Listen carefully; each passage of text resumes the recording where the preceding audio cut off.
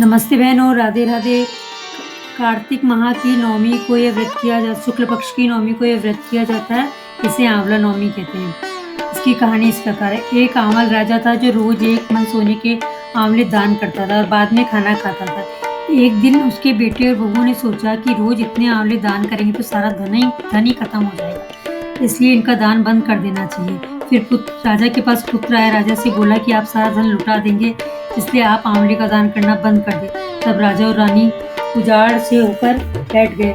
क्योंकि वे आंवला का दान नहीं कर सके, इसलिए उन्होंने कुछ खाया भी नहीं। तब भगवान ने सोचा, अगर मैं इनका मान नहीं रखूंगा तो दुनिया में मुझे कोई नहीं मानेगा।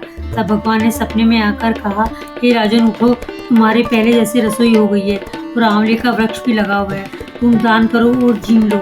तब राजा रानी ने उठकर देखा कि तो पहले जैसे ठाट बाट हो गए और सोने के आंवले वृक्ष में लगे हुए थे। तब राजा रानी 1.25 मन आंवला दान करने लगे। वहां पर बेटे बहू के घर में अन्नदाता का बैर पड़ गया।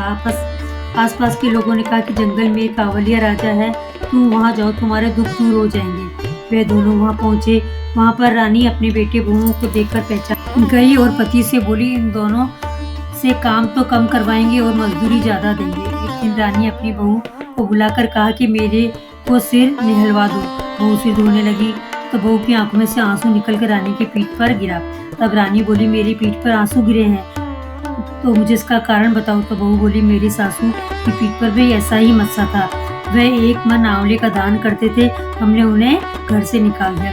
तब सासू बोली कि हम ही तुम्हारे सास ससुर हैं, तुमने हमें ही निकाला था, परंतु भगवान ने हमारा सत रख लिया। हे भगवान, जैसा राजा रानी का सत रखा वैसा सब कोई का रखना। इस कहानी के बाद हमें विनायक जी की कहानी भी सुननी चाहिए। धन्यवाद। अगर आपको मेरी कहानी पसंद आए तो मेरे चैनल से जरूर जुड़िएगा।